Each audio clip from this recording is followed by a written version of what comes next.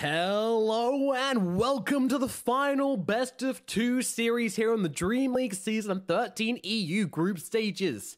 We have Team Secret versus Team Alliance battling up against each other here to bring you the action. I am Nomad and joining me is Kipsball. Kips, how are you doing? Oh, I am doing great. I am seeing some amazing heroes getting drafted already. Look at that, Beastmaster 2. So, Alliance doesn't get to play their CM, doesn't get to play their puck, but they hit Team Secret with the IO, which a lot of teams have been banning, but they never really picked even after it became available to them. And guess what? They've been saving it. So IO plus the Ursa, now with a little extra gap closing. And Team Secret block picked that Tiny and then adds a Beastmaster. And I am such a big fan of Beastmaster. Hero does everything. Plus, he's very good against melee laners, which Ursa definitely is. So... He is, you're right. Can confirm. This Io Ursa combination sounds really scary though. They've got a lot of chase potential. Ursa no longer lacks the ability to catch heroes. His Q now has an extra little bit of leap in it, which just gives him the mobility he needs to jump around fights. And we've actually seen people just straight up skip and blink dagger and go for the Abyssal Blade, which now has an inbuilt blink component. And none of this gets cancelled by damage, making the hero extremely mobile in team fights. And the Io is just going to enable that and give him a little bit of extra healing. And also maybe open up some other options for them to go for as well. Meanwhile, the Tiny and the Beastmaster on the side of Team Secret, as you mentioned, the Beastmaster does just about everything, offers some really fantastic lockdown, offers you a lot of push, Roshan, towers, you name it, Beastmaster does it. Team Man who has it all. Turn to ban. Meanwhile, Tiny, he's just hanging out, you know, he's doing a ton of damage right now. A lot of teams playing him as a core, and I think Team Secret are probably looking to do that as well, but definitely going to keep keeping things open as well. Don't want to lock in their draft too heavily at this point. Allow themselves plenty of counter-picking opportunities, but I mean, this guy and his tree, my god, does he take towers quickly. 10 seconds remaining. I gotta say though that I think that especially the movement speed buff is a good one for support tossback Tiny. So I wouldn't be surprised to see Yapsor just be like, gimme, gimme. And I know that if Yapsor wants a hero, he gets that hero. That's one of the secrets of Team Secret. Yapsor wants the thing, you just give it to him. Daddy puppy. He's got a favorite. No Rubik this game, though, interestingly. Previously, they've been first picking the Rubik, but against Alliance, they choose to go for this Tiny Beastmaster combo instead. So, bans out. In the first phase, they got rid of the Nature's Prophet, the Venomancer, and the TA. So a bit of a puppy-focused banning phase for Alliance first time around. Meanwhile, Team Secret got rid of the Puck, the Kunkka, and the CM. These two heroes very, very popular throughout these qualifiers. Meanwhile, now they got rid of the Omni Knight and the Ogre Magi, and Alliance will get rid of the Razor and one more ban to come. This Razor hero feels really strong to me. I talked about it last game, but I mean, this guy can just run you down so easily now. He doesn't even need to right-click anymore. He just follows you. 10 seconds. And he is especially good against an Ursa who definitely needs to get some of those stacks up in a fight before the real damage starts coming in. And by that point, all of his damage is already linked, and he wants to stay close. So, solid ban over there. Something that I also want to point out is that I said in the previous match that I expected teams to be thinking a lot about how they'd split up in order to do outpost control. And Alliance, with the IO pickup and the Nature's Prophet ban, has got a lot of the most easy to access globals already covered here. So they have a way to move around the map and catch out teams that might be splitting up to try and get both. Whereas Team Secret currently doesn't really have anything like that. They only have the extra vision from the Beastmaster. Yeah, but it is some really fantastic vision from that Hawk as well. Oh, yeah. Jakiro going to be picked up for Alliance here. This is going to be an extra little bit of lockdown. I imagine they're planning to combo this with something in the offlane. I'm not sure what yet. Team Secret, though, we're going to have a puppy Chen. Well, you heard me mention this, right? It was like, I'm not sure if I'd ban it if I was Alliance because they haven't been picking it. But, well, Alliance making the same... well, you got to imagine that it's a considered risk, right? So suddenly Secret on this third pick here have really strong pushing potential. The Jakiro is decent at slowing this down, but yeah, Chen is also still one of those global options that I was talking about, able to carry people across the map. Alright, I like this. So what I feel like is coming out from Team Secret is that Beastmaster, Chen, Tiny with his new tree, I feel like they're going to be pressuring towers really hard. This might even be the starts of like some uber push lineup. Bristleback is going to be a pretty good option of a hero you can just plonk in the front of everybody and try and stop them from getting away with this. So I do like this Bristleback pickup quite a lot. I feel like between him and the Jakiro, any kind of push potential is now going to be very difficult from the side of Team Secret. Yeah, and it's the kind of hero that can 2v1 as well, right? You gotta spend a lot of resources on him in order to deal with him. Either if you want to remove him from under a tower that you want to take, or if you want to see if you can grab an outpost. But there is a a porcupine, a very angry porcupine on top of it. Yeah. Yeah, that's another reason why the Beastmaster is good, though, right? Because if you get the vision over the outposts, then you're kind of matching your opponent's vision in some of these fights. So it becomes very nice to be able to have that vision and not be at such a disadvantage during these outpost fights, which are becoming increasingly popular. We've noticed as people start to get more comfortable and more natural with the patch, outpost fighting is becoming a real thing, trying to jump in about a minute beforehand. Sorry for thinking out loud here, but, you know, there's two big HP melee heroes on Alliance right now. And, ooh, that's another option. Like, this was going to be a pick where you see two cores, and they are going to use that shared attribute of those two heroes in their advantage, and Team Secret coming out with the Outworld Devourer here. Their options were pretty limited. I was thinking about the Doom, but normally either Venomancer or Viper would have been really nice, and those were already off the board. So Alliance prepared decently for this possibility. Still though. Yeah, I was gonna say almost like, but they were thinking about the Bristleback. But how does the OD do versus the Bristle though? Because I'm not too sure myself, especially with the new Outworld Devourer. So one of the things that you really have to think about is that while Bristle maybe not too bothered by the damage yet, he is going to be very bothered by missing out on a lot of his hero pool. If the OD hits him a couple of times, maybe imprisons him, then he is going to run short on creating enough stacks for himself. Team Secret's turn to ban. In general, I think just a delay like the imprisonment is very good to stop a Bristleback from running at you. Additionally, though, like the OD is going to try and hit him from the front, because otherwise, yeah, there's not much going to happen there. Yeah, got to get round to that soft, fluffy belly of the Bristleback. So, Lone Druid actually banned out. So Alliance still fearing the pushing potential here, because that's basically what the new Lone Druid is. When you turn into that bear form, you get demolished, you take towers instantly. So definitely playing around this cautiously still. Meanwhile, Team Secret, they're going to get rid of that Brood. Final pick now coming out for them, and I'm going to guess that they either want a carry, or they might put Tiny in the carry role and pick up their 4 position here if they want to swap things up. Either Tiny is a 4 or he's a carry. This pick will reveal which it is. Do you have a guess? This should be a 4. Like, they would never pick Matumba Man that early on a hero. That is just not a signature.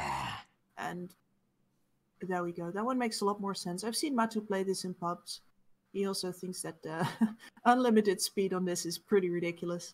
Quite. It's pretty mental. Weaver is going to be the final pickup for Team Secret there. So this is a pretty potent lineup, looking like they've got plenty of damage to be throwing out in these fights. Plenty of push potential as well. Loads of push, actually, with these first 3 heroes. And OD to give them a bit of tower damage, a bit of magic damage, and the Weaver just be this elusive pain, which is going to take advantage of the lack of lockdown on the side of Alliance, which is definitely something I'm now realizing that, wait a minute, there's nothing to set up for this Jakiro stun. There's nothing really at all to lock down this Weaver. Yeah, worst of all, the only heroes that present lockdown as cores are usually strength heroes, like for example a DK, and that would compound your OD problem even more. Yeah, exactly. So Alliance are in a bit of a pickle here, and they didn't have any more time to pick it, so it is Death Prophet. I have spoken with Limp about this. I asked him, alright, there's now 1/4 chance of a repair kit dropping. Do you need to think about that when you play DP?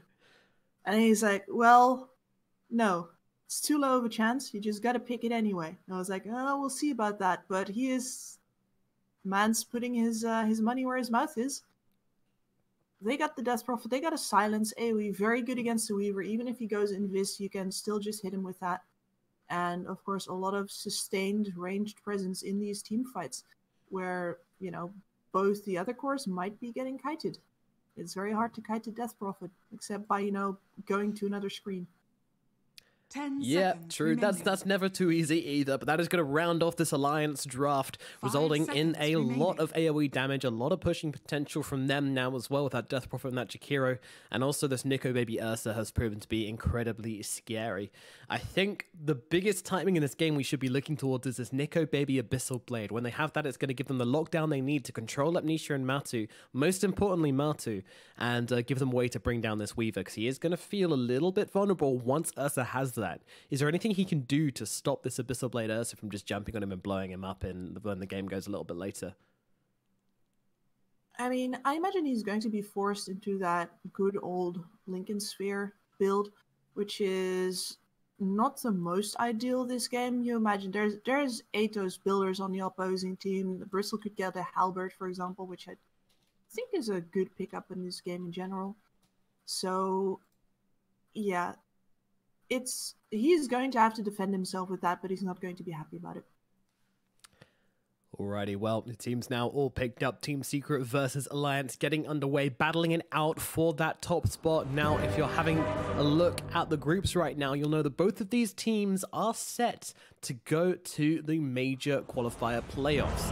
However, to get that top seed position, Secret need to 2-0 Alliance. If Alliance get the 1-1 or the 2-0 themselves, then they'll be happy in that top spot. So let's get into Secret it. dropped a game to Prepare Viking for battle. earlier this day. They certainly did. Templar Assassin and got Huskard. Yeah, they got very Huskard, and it was a full draft though. It was a draft of Auras, it was a draft of Huskar, it was a draft basically made around running at Team Secret, and Team Secret did crumble. They didn't do very well that game, unfortunately. So I think that would mean that most people, strangely, maybe favor Alliance, and I'm very hesitant to say that due to Secret's track record. Always been one of the top teams in the world, definitely at EU. But Alliance, I think this one's going to be a close one. So small, the world will Yeah, I'm very much looking forward to seeing how this lineup plays out, because both of these teams, there is, for example, no shortage of knowledge on either side. It's not like one team can completely outdo the other just through sheer, knowledge of how the map works, etc. So it's going to come down to the skills. It absolutely is. And I think when we're looking at the lanes right now, we need to be paying close attention to this top lane as Nico and Handskin, along with Fada, are going to be trying to tri-lane. This is what they've been doing consistently throughout these qualifiers. They're very committed to these tri-lanes. And Nico Baby's going to run forwards. Yapsor as well, though. He's got the toss, so should be able to grab this one. Handskin, though, not able to pick that one up, as Yapsor was able to grab it. So with the toss, able to disrupt things enough to grab the bounty rune out from under Handskin's nose. And that's 3 runes going to Secret with a little trick shot. Nico Baby using his little Earth Shock Leap there to get rid of one of those boars from the Beastmaster. Yeah, Zai, the straight up savage, will deny his own pet though. Jesus. Alrighty, let's have a look over towards this mid lane where it's Nisha versus Limp, the OD versus the Death Prophet. This lane, I'm pretty sure it's going to be a pretty straight up matchup here. Maybe Nisha can get a bit of an advantage if he's constantly spamming out these Astrals, but Limp can also return with the Crypt Swarms to bring him a little bit of extra CS, so I think it should be pretty even. We'll keep an eye on how things go, but Nisha off to a pretty good start so far. Meanwhile, down at bottom, I don't know what's going on down here. 33 skipping creep waves already, apparently. A 1v1 matchup. Interesting. Yeah, and Marty's trying to connect them up as well. It's a battle of the creep waves here. Dota 2 is an interesting game. The Weaver does not enjoy having to last hit versus his own tower. So this is the much better option for him, getting some extra neutral CS, along with not having to fight his tower for the CS, because he can fight the Bristleback for the CS. That's fine. Yeah, no problems there at all trying to battle these guys. But with 33 coming in, it becomes a little bit scarier. Meanwhile, Fada trying to chase down Yapsor up in the top lane. Just getting the harass out, trying to force him off the creep waves. Everybody's just pulling creep waves around each other right now. Let's look towards the more sane lane, the mid lane, as this is all just kind of straightforward. Limp just trying to do his best here, but again, Nisha getting another deny under the tower here. He's got a couple more denies than Limp so far. Still waiting to see how this lane falls, though. Yeah, that is to be expected with the Astra imprisonment, though. If you're not imprisoning and getting at least a deny out of it, you're doing your job badly, and ideally you want both a lost hit and a deny during the Astral. Yeah. And am I correct in saying you, Death Prophet was, go for the Spirit Siphon there, and I think it was actually continuing on despite being Astral there, but you just didn't see it. But yeah, that's a little bit strange, but he's taking a little bit of damage, but he's got this Arcane Rune, so going to be happy to spam out more Astrals than before and get the CS in peace. He's actually going for the Range Creep, and with the damage from the Astral, able to grab it. Limp also taking a bit of harass, and look at Nisha blocking him, so Limp just turns around. Oh, that's a courier! Nisha, buddy! The uphill miss chance isn't there, so Limp actually does get the courier, but might give his life for this one. There's your first blood, so is that worth it? Let them take this as I don't think so, especially not because Nisha didn't actually take any damage during that at all. So you're not even coming back into an advantageous lane here.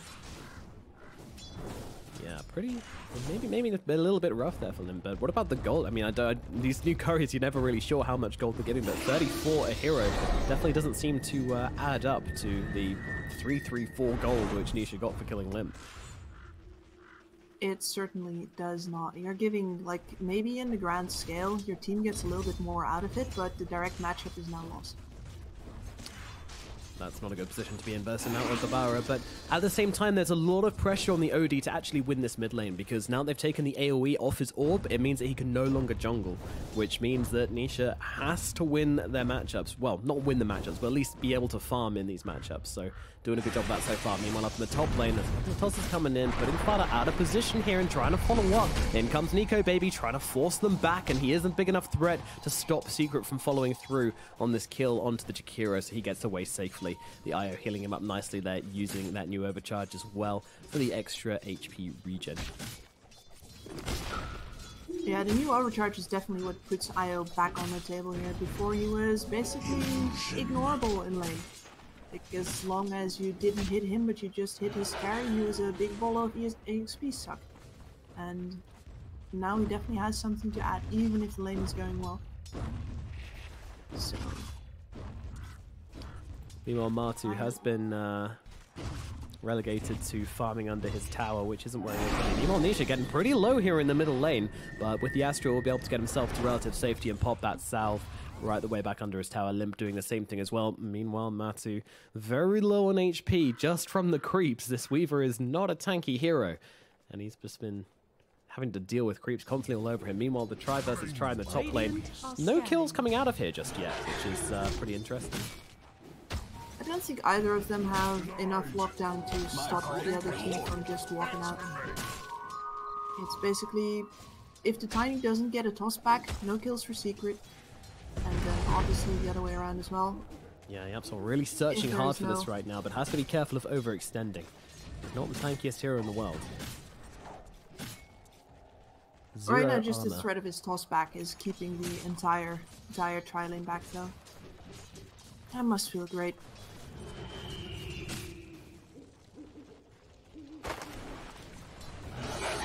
And only one kill so far, which is very unusual for a tri-lane versus tri-lane situation, but they will just hold. These balls being very annoying. If we look at the CS though, you see Nico Baby struggling quite a lot. 18 and 4 currently.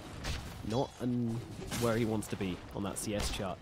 Meanwhile, Zai, he's up at 26 and 9, so much, much better.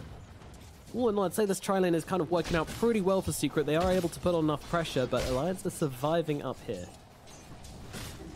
And it feels like they've just got like a little bit of advantage in every lane. Maybe bottom 33 is getting quite a lot of work done, just forcing Martu to get lots of salves out and stuff. Meanwhile, Fado's courier actually goes down to Puppy. The looks like the creeps actually got that. Dire's top tower is under attack. Yeah, so grabbing Nico Baby's courier as well, as they're just murdering couriers in this lane, apparently. Well, then comes the Avalanche. Toss available from Yapsor. Just going to throw him straight up into the air. See if they've got the damage with the health regen from the IO. Doing quite a lot to keep Nico alive. Right clicks are there. Salve on Hanskin. Going to help out Nico Baby a little bit, but he's still pretty low. But he's coming back in. They actually want to try and fight this one with Limp turning up to this fight. Popping the Exorcism. Trying to bring down Zai. But the toss onto Yapsor. Throwing him back. Getting those ghosts out of here. Yapsor might have given his life for this one. He certainly will go down, but he did save Zai at least. Limp's going to come over and start looking at this tower. To be able to take it down. He's going to take a couple of tower hits for this, though. I'm not too sure if that was worth it. Meanwhile, Nisha picks off 33 all by himself. Just finds the bristleback. Jumps in, Astral, upper right click. Already from getting hit by creeps. Seems that way, and Odie just makes his way in. Very advantageous for Secret here again. They lose just the one hero on top, but there's not actually any tower damage done by that Limp rotation at all. And normally what Alliance used to do before this patch was they would dive between tier 1 and tier 2 with that death profit in, let's say, like the 8-minute window, so roughly right now. But that momentum is just not there at all right now because Limp teleported in earlier and got nothing done with his exorcism. So that's a big loss for Alliance if you know the way that they like to play Norman. Yeah, so it's just not really enough from that right now, but still. Oh, up in the top lane, they're going to go on to Nico Baby. The toss over towards Hanskin, trying to group them up next to each other so they can just get more damage out onto both. Hanskin, though, he's still alive for the time being, but so many slows from these balls and the right clicks from Zai will finish the job. Nico Baby does survive that one, but they do manage to pop the little IO. Now neutral items start falling. The Absol coming in. He's got another toss, throwing him back over towards Puppy. Fada trying to juke to the right, but he's not quite fast enough. But the wand actually helps him survive this one. Meanwhile, Yapsor is going to be the new target. Fada coming forwards. The Avalanche is going to scare back Fada for now. Of course, getting that creepers. Yapsor getting brought down. The balls are out on Tim, and Yapsor will drop. A little bit too greedy there, trying to stick around too long, just getting those spells off. And Nico Baby also able to get the +1 to bring down the boar as well, releasing a little bit of pressure on this top lane. Meanwhile, nobody's in mid for now. Tiny's going to respawn and go, oh cool, free lane, I'll take it. As Limp has been making stacks in the jungle, very efficiently done, making nice big farming areas for himself. Yeah, and this is definitely the position that Limp has within Alliance. He is more of a glorified 3 than anything else. Man's going to have to make his own farm happen because nobody else is going to help him out.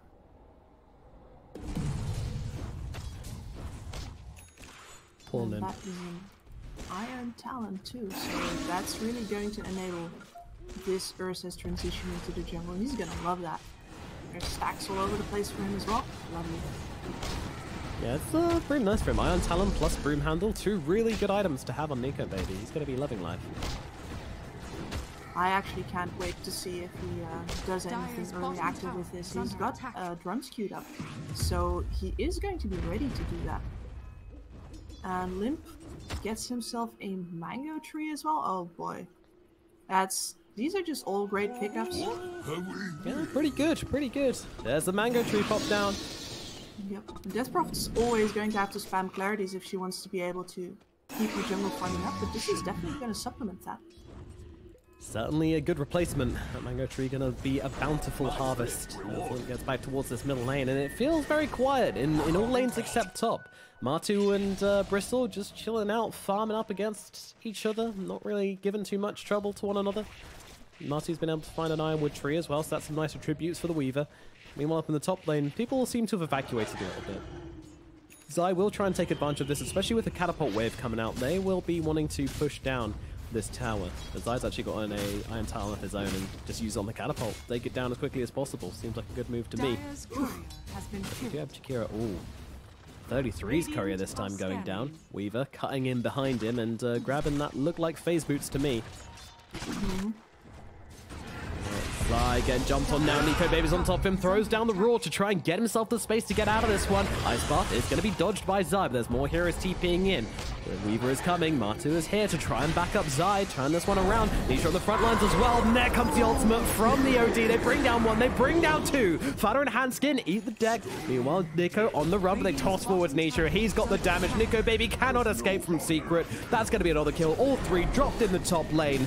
And they didn't respect the outpost. And they didn't respect the OD either as they TP in and punish Alliance for their aggression. And now they look towards taking the tier 1 tower. And you know, oh Limp, no, this isn't where you want to be. BKB right now. He's TPing in. He's just walking into 4 heroes right now. See you later, buddy. Spirit Siphon's not that good. And Fada, he's teaming back into this one as well. I don't know why, though. It's just throwing more logs onto the burning fire, which is this top lane. 33 trying to make something happen. Hanskin going to join him, but Nisha's hitting so damn hard. Down goes Hanskin. 33 in the trees, regretting his life's choices, and will finally get popped off as well by Two Man, and that's going to make it, I don't know, like 7, 8 kills here on the top lane for Team Secret. That was a little bit ridiculous. Baby, what is she doing?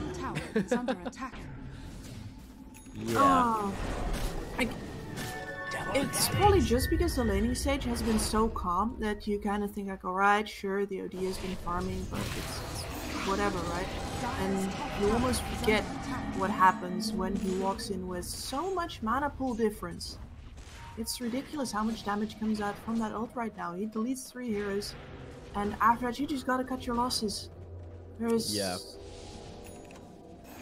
the enemy has that positioning on you and you don't have any tools to get back in there, you gotta give up the turn. Limp's dead. He's just gonna get killed by this Weaver. Double damage Weaver finds him up in the jungle. And he's going to find a quick one, and now looking towards Fada as well. Matu just finding heroes, just dodging out the ice path easily. One more right click will be needed. Has a Germinate, and down goes Fata as well. An easy double kill for Matu here, just finding so much damage with the DD rune. A singular Blade of Alacrity is all it takes to bring down a bunch of heroes here, and goodness gracious, Secret, they are looking towards Roshan Pit right now. The snowball is building momentum. Alliance, they're about to get snowed under, I'm afraid. Heading towards this Rose Pit. Matu, he's got the Swarm down. Zai's got the Aura. They have a... I mean, they don't even have a medallion, but I don't feel like they need it. Krish is already nearly dead. With the minus armor from that creep, from the bug, excuse me. Yeah, he's a creepy crawly. I'll take it. Radiant's top tower is under attack. And if you thought Nisha was hard to get to before without any jump whatsoever on Alliance, it's even worse now. Nico Baby has to run away from Matu. You think he has the Aegis, he doesn't. He's just going in anyway. Yeah, Matu's just chasing heroes down, no big problems. I mean, he was scary before with the DD rune, and now he's got a Diffusal Blade. It's going to be just as scary, chasing heroes across the map. Matu is taking over the lands, and now they see the mango tree. You got to steal the mangoes. Steal their mangoes and cut down their tree. It sends a message. Is he gonna... He can't cut the tree. Is he gonna bring someone in to do that? Oh yeah, puppy, yeah. There you go, take it. The message has been sent. We came, we pillaged your mangoes, and we burnt down your trees. Alliance feeling the pressure right now. I gotta say, to me, it kind of feels like Alliance got a little bit too lackadaisical, feeling like they're still playing against some of the other teams in this qualifier.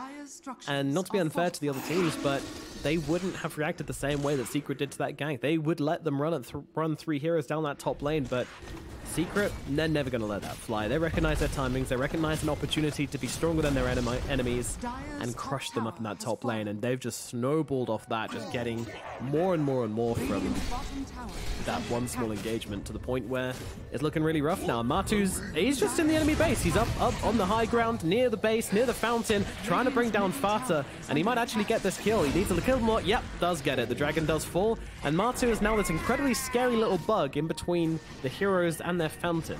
They're supposed to be able to go to get their health and mana back, and now they're looking forward to Bristleback dropping real quick. Lim's gonna pop that ult, but they're trying to save him, but the ultimate comes crashing down. 2 heroes dead straight off the back. Buybacks come in thick and fast. Nico Babe on the front lines trying to find a kill, but the Astral comes out to try and save him. Now Nico has to get himself back using the enrage, getting to safety. The barrel roll as well just to get himself out. Secret now on the retreat, but how much longer they're actually planning on retreating for as they turn around looking towards Nico. He's got no mana, he's getting no health, as well as Limp getting beaten down by Matu on the high ground. Hanskin's gonna be the next target as well, but he's got the tether away. Meanwhile, 33 maybe not so lucky, turning on towards Matu as the stun comes in from the Centaur, holding him still with the flames down from Fata, though this might put an end to Secret's push at last.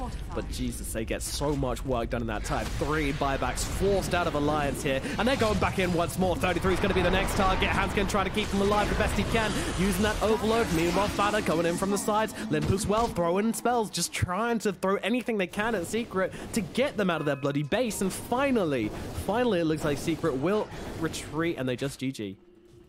Yes, there's no holding that whatsoever. Team Secret just fought into an exorcism and didn't lose a single hero. Just a masterclass in grabbing and maintaining momentum. Alliance can't throw that many heroes at the top lane because Team Secret is never going to let that go anymore.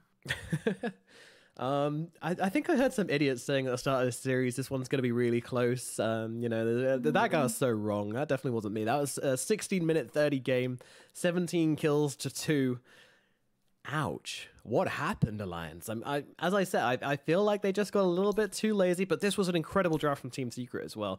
The moment they got this diffusal up as well, just being able to sap people's mana and just enabling the OD to do whatever he wants in these fights and just do insane amounts of damage with his spells and just kind of going unchecked in these fights. You know, when you don't have mana, no checks on Alliance as well. They had 0 stuns, 0 lockdown. All they had was Ice Path and, well, Ice Path. Yeah. It's not enough.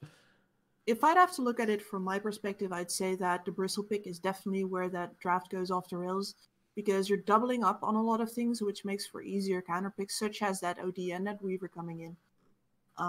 And then after that, you need to counter too much with your last pick, and your last picking for Limp, who is a very stable player, but also has a pretty limited hero pool, and it's very clear what kind of things you could do with him. So yeah, it's Death Prophet time, and that's really not enough when both of your other cores have been counterpicked so hard. Absolutely. Well, we are going to leave this first game as is now, as I don't think there's much more to say about it. I mean, a really fantastic draft from Puppy there. The push, the damage, the nice little synergies between all these heroes. It looked damn good, and Alliance just looked empty, maybe relying a little bit too hard on this Ursa to carry them through. Mid lane didn't go well, top lane didn't go nearly well enough, and bottom lane was all right, but then Nisha just comes and kills 33 once, and all of a sudden it just looks fantastic, and Matu finding some great pickoffs across the map, just being an absolute terror to the Alliance side. So that is going to put an end to the first game, but we do have a second game coming up. It is a best of 2 series, and another chance for Alliance to still take that top seed spot.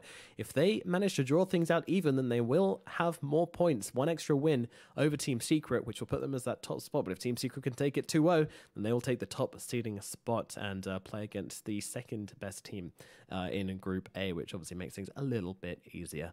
My name is Nomad, she's been Kips, thanks for watching, and we'll be back very soon with game number 2 in this best of 2 series.